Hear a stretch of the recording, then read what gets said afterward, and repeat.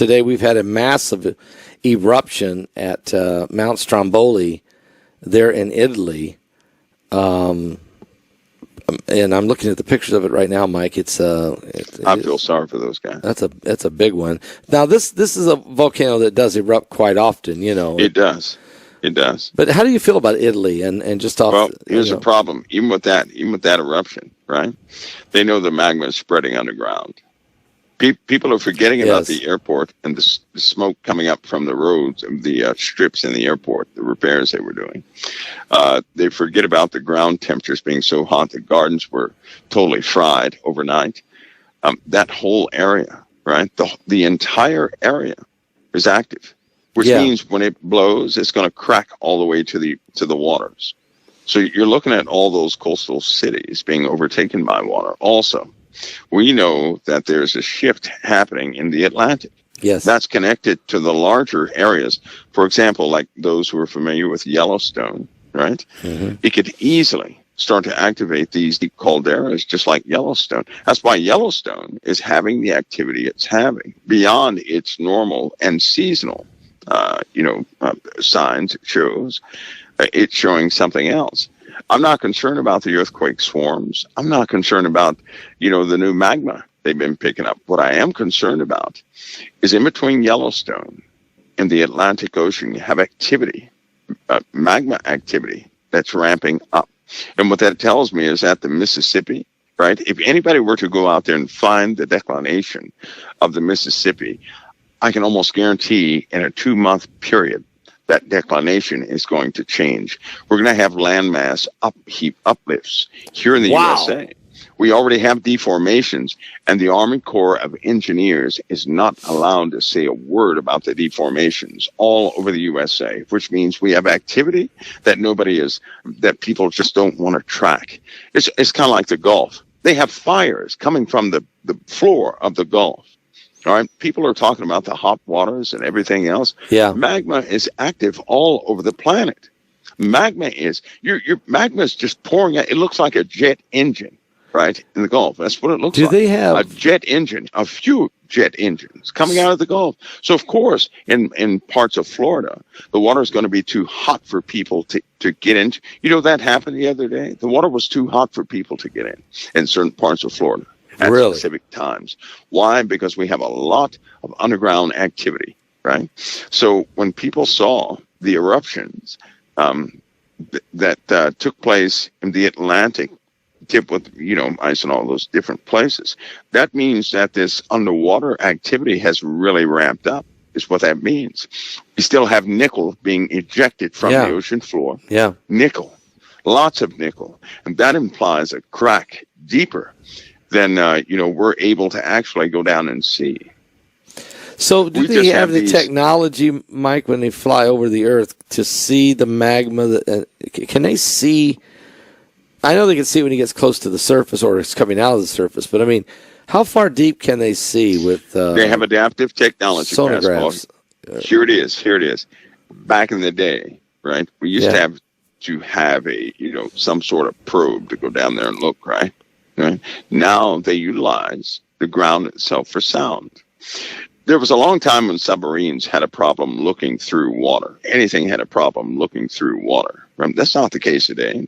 They have optics that can strip the water away. They have optics that can strip the top, 17 miles of earth away to see what's underneath. They can see far deeper. That's just a matter of what type of computing power you have with these optics. They have reconstructive technology, kind of like LiDAR, can strip away the trees of a jungle. And they're finding new cities and civilizations all over the place, like that place in Mexico, like the place in Brazil, the 2 places in Peru. These ancient ruins that they're finding that are humongerungus, and they never saw them before. They didn't know they existed. New cultures they're finding. They didn't know they existed, right? All this is coming on topically by way of LiDAR to see through the ocean. They use satellites. They have an array of satellites, and they use sound in the water, right? Yes. They just use simple fluid dynamics formulas with AI, right, to run the scenarios, to come out with the probability of the reflective properties of sound in the water, not to get nerdy, but that's how they do it. And then they start looking below that. They know the magma is active because they know the temperature of the ocean floor, right? I'll give you another example. Why would a bunch of orcas beat themselves and scream? These things were screaming on the beach, not crying, not making little squeak noises. They were screaming. Dolphins did the same thing. They were screaming. They redirected all those dolphins and orcas back into the water, and an hour later they came back screaming on the shores like they were trying to tell people something. They did it again, and they came back again screaming. They would not go back. They wouldn't go back in the water because of the, I suspect, magma, the conditions. I suspect it is magma, gases, and some other things, because deep dwellers are being driven up. Yeah. And as odd as it sounds, yes, that means snakes with a couple telephone pole girths, right? That's not unusual for a sea snake to present itself like that, right? So the head think of a head of a snake about 4.5 feet wide and possibly about 6 feet long. Leviathan. Now they have photos. That's Leviathan. They got photos and pictures. I know. Well, you'll get quite a few, right? There's going to be quite a few. Plus, huge. Other things are starting to move. You have ice sheets. These large ice sheets are breaking off underneath the waters, Pascal. The size of these things are huge. Yeah. Possibly, maybe like the size of Nebraska. Think of that. These big ice sheets breaking off. What? Are you serious? Nebraska. Right. The size of Nebraska. We have an ice sheet that they believe is going to break by Wednesday, and they don't know what they don't know what to do. Is it in the north or south pole? This is south, and they may have to issue a tsunami, right? But they don't know what to do because they don't know if it breaks off, what will actually take place. So they're crunching numbers to find out, because if it does take place, that's going to displace a lot of water. So nobody should be surprised if a tsunami warning comes out next week. Nobody should be surprised, and it will be an underwater event. Things like this are happening because a melt rate is happening pretty fast. All right. And that's just where we are. Also, this system that's coming through, it's a baby system compared to what's going to come through. Because the water is a little baby. It's a baby. Because you've been saying hypercanes are coming. Yeah. Storms bigger than Cat 5. If there is such a thing as a Cat 6, or super hurricanes is what you're saying is coming. Yeah, because we keep having heavier particles come into our system, right? Yep. They keep settling in the atmosphere. They're going to do two things. They're going to heat up the upper atmosphere. They're going to cause greater density in the upper atmosphere. Greater density means higher wind speeds, right? The more density you have, the more you can feel temperatures, the more you can feel resistance and thrust. And so now we're going to have a lot more motion in the upper atmospheres. If we have that, a lot of motion in the upper atmospheres like that, we're going to have twice the motion at the surface here. That means wind speeds we think are impossible, we're about to have, right? Now, I think we'll eventually move to the place, and this is going to sound nuts, but it's coming, to where we have a consistent wind speed on the Earth. We'll never see a day again where the wind is not blowing. We're going to have a consistent wind speed no less than 60, but probably hovering around 125 to 130. Every day? Every day. No infrastructure can handle that. No. Think of a large dust storm, right? No. A large dust storm over the land masses, continuous. And then think of the oceans. What's going to happen to the water with that continuous air blowing that way, right? This is what we're heading into. That physical, the physical density of these upper atmospheres, that is real. They're going to have to move every single satellite because of friction. Right, they already have to maneuver satellites just about every week. It's happening every week. Right now, it used to be every 5 months, and then before that, it was every 5 years. Now it's every 2 weeks, and they have to maneuver satellites. Why?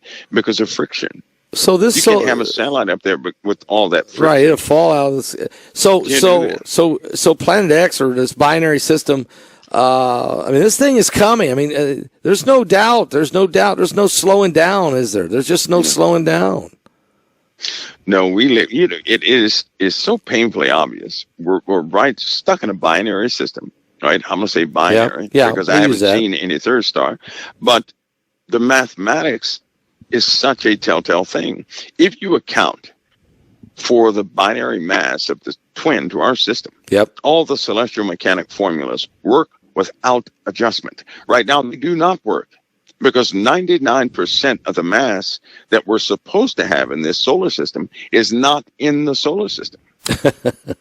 Now, they get that from the inertia, right? Inertia being carried over. The motions of the planets and everything else, right?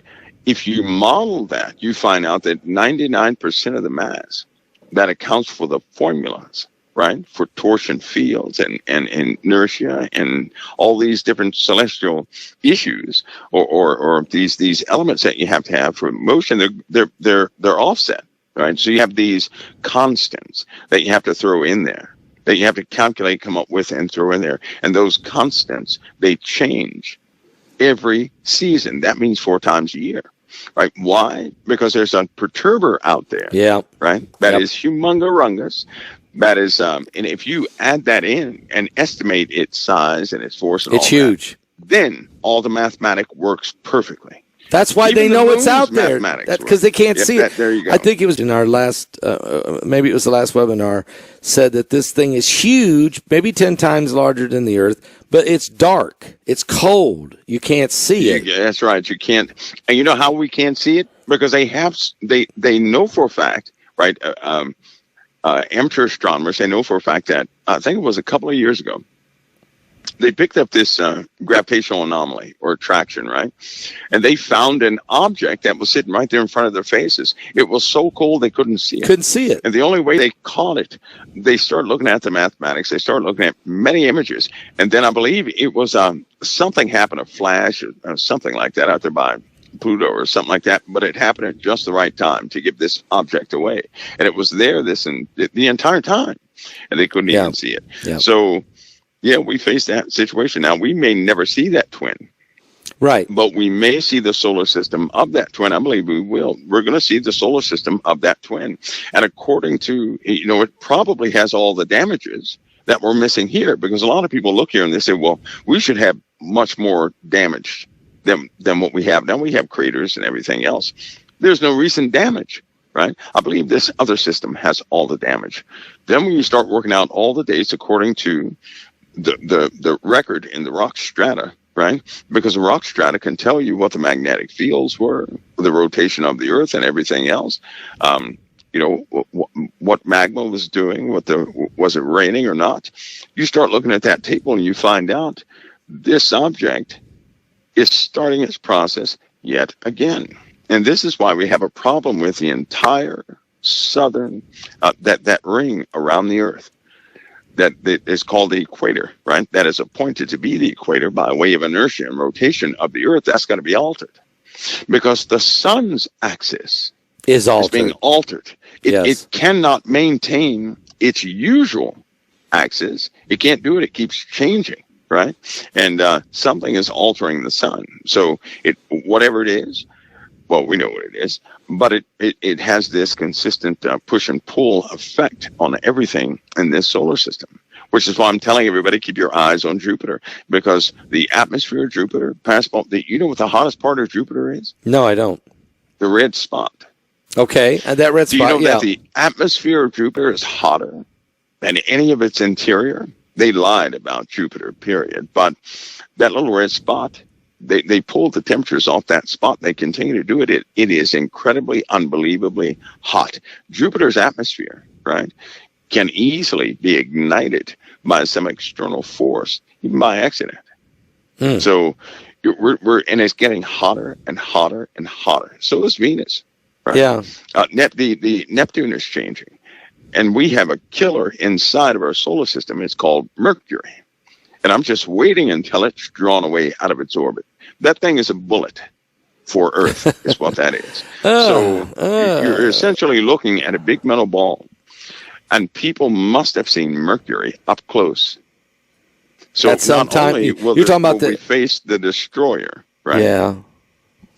But we're going to lose the ability to maintain the orbit we have. Plus, we're coming up on a time where we don't have a perfect circle. It's kind of like oval. Right. And then it goes more circular than oval. Well, we're reaching the apex of a point now where a real shift is starting its process of taking place. It's going to be marked by chaotic fields in the or chaotic fields of the magnetosphere. Right. So we will have that time when the magnetosphere is not effective. During that time, oh, Lord help us all, right? That's not going to be a good time. It's not, but I'm glad we keep talking about it because the Bible tells us that the earth will be melting with a fervent heat at some point. The Bible tells us that there's going to be deep impacts in the ocean and on the land. We know one star is called wormwood. There's going to be radiation. There's going to be an ash environment. That there's blood and fire and pillars of smoke. I mean, all of that's prophesied to happen. And now scientifically, we see this, what is causing it and what's going to do it. And God said basically this stuff's going to all happen right toward the end, just before the coming of the Messiah. You're going to see these things taking place. And so we shouldn't be shocked by it happening, but we still are stunned. Mike, appreciate tonight. A lot of great information, a large scope of information, but very eye-opening. But then again, we got to be. The grown-ups have to step up now. The prayer warriors got to step up. The believers have got to stand on their feet and believe in the name of Jesus, because we are in a difficult time and it's going to get worse. And that's just the way it is. Mike, appreciate you coming on, being with us tonight. Really am. Fastball's always an honor, always. Thank you. The honor's mine. Truly is. Thank you. God bless you, Mike. God bless. All right. God bless.